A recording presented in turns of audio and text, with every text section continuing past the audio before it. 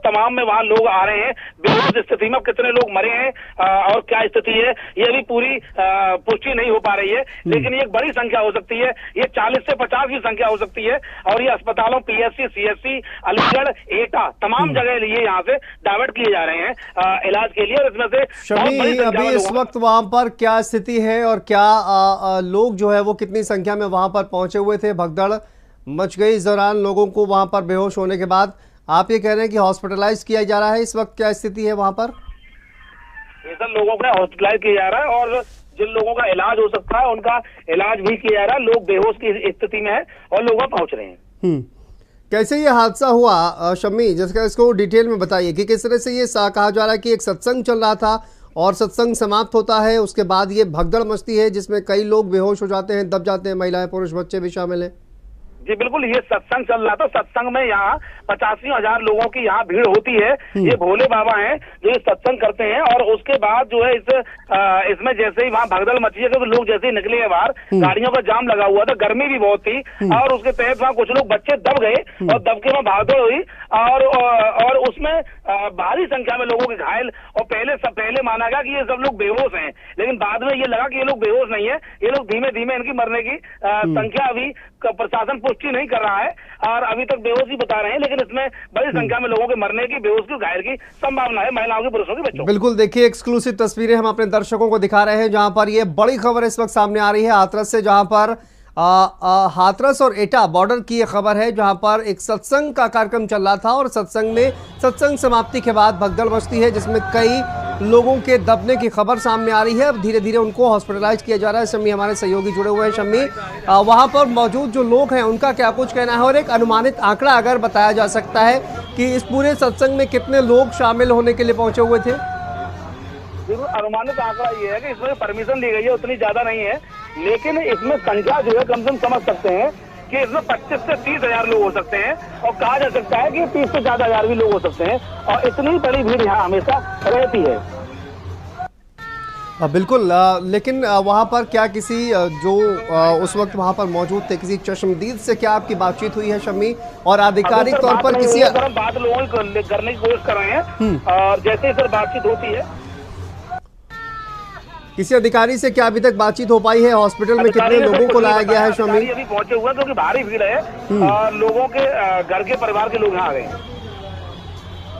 बिल्कुल, किसी अधिकारी से अभी तक बातचीत हो पाई है क्या शम्मी? और देखिए लोगों को जल्दी से जल्दी हॉस्पिटलाइज किया जा सके ये सबसे पहले प्रायोरिटी है। और हॉस्पिटल में जिस तरह से लोगों को लाया जा रहा है, क्या डॉक्टर से कोई बातचीत हो पाई है? डॉक्टर से अभी कोई बात नहीं हुई है सर हमारी, क्योंकि यहाँ पर काफी संख्या भीड़ है सर। ठीक है, बाकी सर इसके कुछ एक्सक्लूसिव फुटेज आए हैं तो सर अभी सर आ रहे हैं सर। बिल्कुल, और तस्वीरें भी हम अपने दर्शकों को दिखा रहे हैं। ये भगदड़ जिसमें कई लोगों की मौत की आशंका जताई जा रही है, हाथरस से खबर है और देखिए लोगों को हॉस्पिटलाइज किया गया है। सत्संग का एक कार्यक्रम यहाँ पर चल रहा था और उसी दौरान ये भगदड़ यहाँ पर मच गई। शम्मी, भगदड़ मचने का कारण क्या रहा? क्या कोई अफवाह वहाँ पर उड़ाई गई या फिर क्या वजह रही कि लोग जो है वो इतनी ज़्यादा संख्या में पहुंचे थे और अचानक से भगदड़ मच गई? क्या वहाँ पर मैनेजमेंट जो पूरा सत्संग का कार्यक्रम था वो मैनेजमेंट सही नहीं किया गया था या फिर क्या वजह रही? बात सर, यहाँ से धीमे धीमे लोग निकल रहे थे क्योंकि बहुत भारी संख्या में लोग थे, इसलिए सर ये घटना यहाँ हो गई। गर्मी बहुत ज्यादा थी और यहाँ लोगों को समुचित इलाज नहीं मिला। यहाँ जैसे ही लोग निकले हैं तो गर्मी बहुत ज्यादा थी, एक साथ लोग यहाँ से भागे हैं धीमे धीमे। संख्या इतनी बड़ी थी कि रास्ता छोटी थी, तो उसकी वजह से लोग एक दूसरे के ऊपर चढ़ते गए और लोग दब गए। पहले समझा जाए कि ये बेहोश हो गए, तो ये गर्मी की वजह से बेहोश हुए और उसमें भागदौड़ मची लोगों के अंदर। ठीक है, आप शम्मी बने रहिए हमारे साथ। संजीव हमारे सहयोगी जुड़ गए हैं एटा से। संजीव, क्या कुछ जानकारी है आपके पास? ये जो हादसा बताया जा रहा है, सत्संग हुआ और उसके समापन के बाद भगदड़ हुई, क्या कुछ जानकारी सामने आ रही है? जी, मैं आपको बताना चाहूंगा जनपद एटा और हाथरस के बॉर्डर के समीप बरई गांव पर भोले बाबा का सत्संग चल रहा था। यहाँ सत्संग समापन के दौरान मची भगदड़ के वजह से जो है लोगों की डेथ हुई है, जिसमें अभी तक का जो आंकड़ा बताया जा रहा है 22 से 23 लोगों की डेथ होने की, जिसमें महिलाएं, बच्चे और कुछ पुरुष भी शामिल हैं अभी तक। और लोगों का आना जाना बदस्तूर जारी है। यह आंकड़ा मौतों का और बढ़ सकता है, यह अभी थोड़ी देर में कंफर्म हो पाएगा क्योंकि अभी भी लोग यहाँ आ रहे हैं। कुछ जो घायलों को मेडिकल कॉलेज में भर्ती कराया है, बाकी जो शवों को पोस्टमार्टम हाउस पर रखा गया है। जी शांतनु। संजीव, ये बहुत बड़ा आंकड़ा आप बता रहे हैं कि देखिए 22 से 23 लोग जो है उन्होंने अपनी जान गंवाई है, लेकिन आधिकारिक तौर पर इसकी पुष्टि होती है नहीं होती है। लेकिन संजीव, इतना बड़ा हादसा कैसे हो गया? इतने बड़े कार्यक्रम का वहां पर आयोजन किया गया था, किसी भी तरह की सुरक्षा के इंतजाम वहां पर नहीं थे क्या? और कहा जा रहा है कि देखिए 20 से 25-30 हजार लोग जो है वो इस कार्यक्रम में शामिल होने के लिए पहुंचे हुए थे, इस सत्संग में शामिल होने के लिए पहुंचे हुए थे, तो क्या किसी तरह के इंतजाम वहां पर नहीं किए गए थे? और एक ही एग्जिट डोर था जिसकी वजह से ये कहा जा रहा है कि वहां पर लोग जब निकले तो वहां पर भगदड़ मच गई। शांतनु, मैं आपको बताना चाहूंगा, ऐसे जो आयोजन होते हैं जो बगैर परमिशन के होते हैं, जिला प्रशासन से परमिशन नहीं ली जाती है और अपने मन मुताबिक तरीके से जो है ये कार्यक्रम कर दिए जाते हैं, जिसको लेकर ना तो वहाँ सुरक्षा के कोई इंतजाम होते हैं और ना ही वहाँ से लोगों की बचाव के लिए फर्स्ट एड की कोई व्यवस्था होती है। ऐसे में जो भगदड़ मची थी, इस भगदड़ में जो 23 लोगों की मौत हुई है उसका खामियाजा या तो वहाँ के जिला प्रशासन को भुगतना चाहिए या जिसके द्वारा जो आयोजन करता है उनके इसका जो खामियाजा भरना पड़ेगा। तो आखिर क्या ये बहुत बड़ी बात है जिसमें 23 लोगों की डेथ अभी तक हो चुकी है और ये आंकड़ा आगे बढ़ भी सकता है। एक बहुत बड़ी ये मतलब प्रदेश के लिए, देश के लिए बहुत बड़ी घटना है। लगभग यहाँ चीत्कार मचा हुआ है, हृदय विदारक घटना है। आखिर ऐसे आयोजन होते ही क्यों हैं और बगैर परमिशन क्यों होते हैं? जी शांतनु, बिल्कुल। और देखिए, आप ये कहा जा रहा है कि यहाँ पर 25 से 30 हजार लोग पहुंचे हुए थे, तो इतने बड़ी संख्या में जब लोग यहाँ पर पहुंचते हैं तो क्या कुछ इस तरह के कार्यक्रम के लिए भी परमिशन नहीं ली गई थी? किसने ये कार्यक्रम आयोजित किया संजीव, और परमिशन आखिर इस कार्यक्रम की क्यों नहीं ली गई?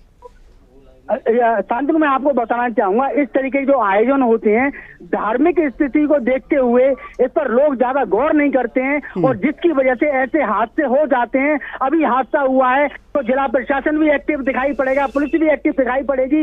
आखिर हादसे होने के बाद ही ऐसे लोग क्यों जागते हैं? इन पर जो है पहले से क्यों नहीं इस पर कड़ाई से पालन होता है? नियम सबके लिए बराबर हो, चाहे धार्मिक आयोजन होना हो या प्राइवेट आयोजन हो, नियमों के अनुसार ही सारी व्यवस्थाएं होनी चाहिए। आखिर जब हादसे होते हैं उसके बाद अधिकारी जाते हैं, नेता जागते हैं। आखिर इन 23 मौतों का जिम्मेदार कौन है? बिल्कुल, एक बड़ा सवाल है संजीव कि आखिर इन तमाम लोगों जो हताहत हुए हैं, हादसे का शिकार हुए हैं, उनका जिम्मेदार आखिर कौन है? लेकिन सवाल तो ये भी है कि जो आयोजन करता है, क्या उनको, जो लोग वहां पर पहुंचेंगे, उनकी सुरक्षा की उनको कोई चिंता नहीं है, कोई फिक्र नहीं है, कोई जिम्मेदारी उनकी नहीं बनती है क्या? और किस तरह से सुरक्षा के इंतजाम उनके किए जाएं? क्या इसको लेकर पुलिस को इन्फॉर्म करना चाहिए, नहीं करना चाहिए, या परमिशन लेनी चाहिए? ये सब बातों का ख्याल रखना भी तो उनकी जिम्मेदारी है। उसके बावजूद ये बड़ा हादसा हो गया। जी शांतनु, में यही वजह है, सबसे बड़ी बात यह है कि क्षेत्रीय थाना भी होता है, अधिकारी भी होते हैं, प्रशासनिक अधिकारी भी बैठे हुए होते हैं, जो कि सरकार से एक मोटी जो है इनको सैलरी मिलती है। अगर किस बात के लिए सैलरी मिलती है? जन सुरक्षा को लेकर सैलरी मिलती है। तो वो सारी चीजें हैं कहाँ? क्या सिर्फ वो है घटना के समय ही जो है एक्टिव होती हैं, या घटना से पहले क्यों नहीं इन चीजों पर फोकस किया जाता है? जब हादसे होते हैं तभी प्रशासन भी जाता है, नेता भी जाते हैं, सरकार भी जागती है। सबसे बड़ा सवाल यह है कि जब ये हादसा हो गया है, इसमें क्या किसको जिम्मेदार माना जाएगा? और इससे एक बहुत कठोर कार्रवाई, सख्त कार्रवाई की जरूरत है।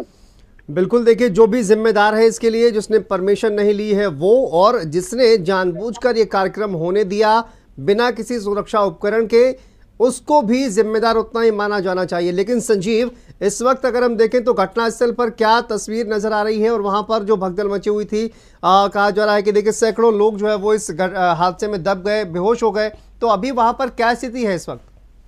शांतनु, इस समय मैं एटा मेडिकल कॉलेज पर हूँ, घटना स्थल पर मैं नहीं हूँ, क्योंकि यहाँ बॉडियां आ रही हैं, घायल आ रहे हैं, इन सबको मेडिकल कॉलेज में एडमिट कराया जा रहा है और यहीं पर जो है लोगों की जो डेथ बॉडी है वो भी इधर ही आ रही हैं। तो मैं इस समय घटना स्थल पर नहीं हूँ, मैं मेडिकल कॉलेज में हूँ, एटा मेडिकल कॉलेज में, जहाँ से पूरी अपडेट आपको बता रहा हूँ, जिसमें 23 लोगों की डेथ बॉडी अभी तक आ चुकी है और कुछ लोग घायल हैं, वो हॉस्पिटल में भर्ती हैं।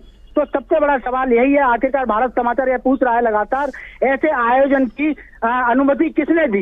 बिल्कुल, देखिए संजीव, ये एक बहुत बड़ी जानकारी आप दे रहे हैं कि अभी तक 23 लोगों की डेड बॉडी एटा मेडिकल कॉलेज में पहुंच चुकी है, और ये भी कहा जा रहा है संजीव कि अलग अलग हॉस्पिटल्स में, मेडिकल कॉलेजेस में जो तमाम लोग वहां पर बेहोश हुए थे, उनको हाथरस में भी भर्ती कराया जा रहा है, एटा में भी भर्ती कराया जा रहा है। तो ये माना जा सकता है कि ये आंकड़ा और बढ़ सकता है, क्योंकि अलग अलग हॉस्पिटल्स में लोगों को भर्ती कराया गया है।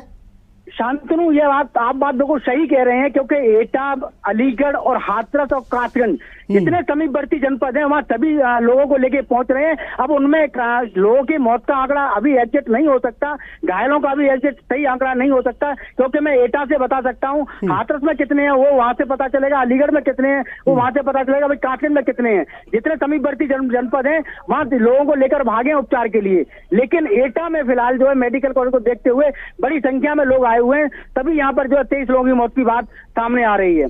जी शांतनु। बिल्कुल संजीव, देखिए बड़ा कार्यक्रम है और जाहिर है ये कार्यक्रम पहली बार नहीं हो रहा होगा, तो ऐसे में ये जो कार्यक्रम है इसमें शामिल होने के लिए कहां कहां से लोग पहुंचते हैं, आसपास के जिलों से लोग पहुंचते हैं, क्या इसको लेकर कोई जानकारी मिल पा रही है? जो तमाम लोग पहुंचे हुए थे कहाँ के रहने वाले हैं, जो घायल हुए हैं उनको लेकर? शांतनु, मैं आपको बताना चाहूंगा, जो भोले बाबा बोले जाते हैं जिनके सत्संग में लोग पहुंचते हैं, एटा के पटियाली के पास बहादुरगढ़ जो है, सॉरी कासगंज जनपद का बहादुरगढ़ जो है गांव है, वहां पर ये रहते हैं और इनके अनुयायी जो है एटा, हाथरस, फिरोजाबाद, आगरा, अलीगढ़, गाजियाबाद, फिरोजाबाद, यानी कि पूरे पश्चिमी उत्तर प्रदेश सहित आसपास के काफी जनपदों से लोग यहाँ आते हैं, इसमें हजारों की संख्या में भीड़ होती है। जी शांतनु।